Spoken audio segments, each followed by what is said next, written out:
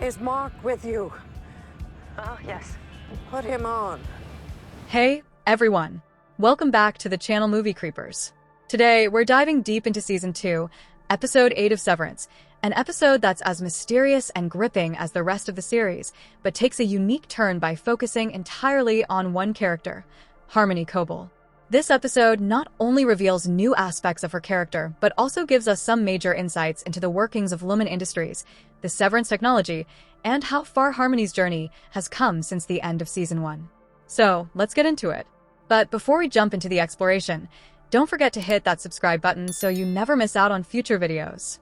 Thank you. Let's begin. Hello? Tell me everything. Harmony Cobel's journey. Right from the start, Episode 8 flips the script by centering on Harmony Cobel, a character who's been pretty significant in the background but whose story hasn't fully been explored yet. By now, we know Harmony was a strict, by-the-book floor manager at Lumon, enforcing the harsh rules on the workers in the severed section. But after the whole overtime contingency incident, she got scapegoated and fired. The upper management at Lumon, including Seth Milchick, completely distanced themselves from her, making her the fall guy for everything that went wrong. Despite Harmony's fierce demeanor in Season 1, by the time Season 2 rolls around, we see a different side of her. She's quieter, more restrained, but there's still this underlying tension. The episode shows us that Harmony's still trying to find her place in a world that's turned its back on her. She even tries to return to Lumon, but they're not having it. No one, not even Helena Egan, is willing to bring her back into the fold. So, with no clear path forward, Harmony makes a decision. She gets in her car and drives off into the unknown. The drive to Salt's Neck. This drive she takes sets the tone for the episode. It's clear Harmony's on a mission. She's not just driving for fun or because she's lost. There's something urgent, almost desperate about it. As she drives along a seaside cliff and pulls into a small, eerie town called Salt's Neck, we can feel the weight of her purpose. She hasn't stopped for a break, hasn't stayed in any hotels along the way. She's been on a singular path, one that brings her to this forgotten town. Once she arrives at Salt's Neck, Harmony immediately goes to a local coffee shop, where she meets a man named Hampton. He's a key part of her past, and their relationship has some very interesting layers. Harmony doesn't waste time in this town. She's there to find something, and that something is closely tied to both her history and Lumon's secrets. The tension builds as we realize that what she's searching for is more than just closure. She's looking for the truth. Harmony's connection to Salt's Neck. As the episode unfolds, we start to learn more about why Salt's Neck matters so much to Harmony. Turns out, she didn't just end up here by coincidence. She grew up in this town. Salt's Neck wasn't always a ghost town. It was once a thriving community, full of people working for Lumon Industries. Harmony's family lived there, and her aunt, Celestine Sissy Cobel, also worked for Lumon. Harmony's mother, Charlotte, was part of the workforce at Lumon Ether Mill, where she fell seriously ill. This is where things get dark, though Charlotte's health problems, possibly caused by the very factory she worked in, led her to despise Lumon. But what really twisted the situation was that Harmony came to believe her Aunt Sissy was responsible for her mother's death. As young Harmony witnessed her mother's suffering, she grew resentful of Sissy, whom she blamed for taking her mother off life support. This deep-seated resentment towards her aunt, and Lumon in general, sets the foundation for Harmony's complex feelings toward the company. The past with Hampton.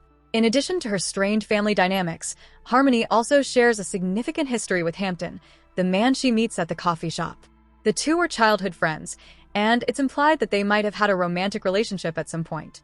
Hampton has his own vendetta against Lumon, and he stayed behind in Salt's Neck, even as it withered away. He now deals in drugs, catering to the very few residents left in town. His bitterness toward Lumon is evident, and as we learn more about his past, it's clear that he's stuck in this town, unable to move forward due to the damage Lumon has caused. When Harmony and Hampton have a chance to reconnect, there's this awkward, almost painful tension between them. You can sense that there's still something between them, a deep, unspoken bond.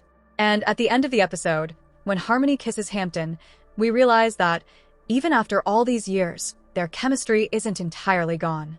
But, while the kiss might offer a glimpse of reconciliation, it doesn't erase the past. Harmony is there to uncover the truth, and Hampton's role in that truth is complicated. the mystery of Salt's Neck and Lumon. Now, let's talk about Salt's Neck itself. The town holds more mysteries than we initially realize. It used to be a bustling community, but now it's almost a ghost town. What happened? Well, it turns out that Salt's Neck was heavily influenced by Lumon Industries, which initially built the town as a way to create a steady workforce. The company transformed the town into a place where workers could be controlled. Kids like Harmony were even employed at a young age. Hampton describes the whole thing as forced child labor, and it's clear that Lumon used its control over Salt's Neck to keep people in check. As we learn more about the town's history, we discover that Charlotte's illness was likely caused by the conditions in the Lumon-owned ether mill. Her turn against the company was a direct result of that. But even though Charlotte's resentment was clear, Sissy, her sister, remained fiercely loyal to Lumon, which caused even more tension in their family. Sissy's loyalty to Lumon would eventually alienate her from Harmony, who saw her as a traitor for sticking with the company that she believed was responsible for her mother's suffering. The real tragedy of Salt's Neck is that it was once a vibrant town full of people. Now it's been left in ruins, and the people who remain are either forgotten or consumed by addiction. This dark, haunting transformation of the town reflects the very soul of Lumon Industries, something that uses people until they're no longer useful and then discards them. The revelation: Harmony's role in Severance. Now, here's the big reveal. Harmony Cobel didn't just work for Lumon. She was actually the one who came up with the idea of Severance. Yeah, you heard that right. Harmony was the one who started researching splitting the human consciousness into multiple parts. However, as is often the case in Severance, she didn't get the credit she deserved. Instead, the Egan family took over the project, leaving Harmony in the shadows, her work stolen. This betrayal is the real reason why Harmony returned to Salt's Neck. She wants proof. She wants to show the world that it was her idea all along, and not some product of the Egans. In a dramatic turn, she finds her old diary at her childhood home, the very place where her mother died. Her aunt tries to burn it, but Harmony fights her off and leaves the town with her diary, her proof, in hand. It's clear now, Harmony has finally turned against Lumon, and she's ready to reveal the truth. The phone call at the end. Finally, we get a mysterious phone call from Devon at the end of the episode. Throughout the episode, Harmony has been ignoring Devon's calls, but now, at the end of her mission, she answers. Devon tells Harmony that Rigabi is trying to reintegrate Mark's severed selves. This alarms Harmony, suggesting that the reintegration process might not be as harmless as it sounds and could actually be damaging to the Audi. The call leaves us with more questions than answers. Why did Devon reach out to Harmony?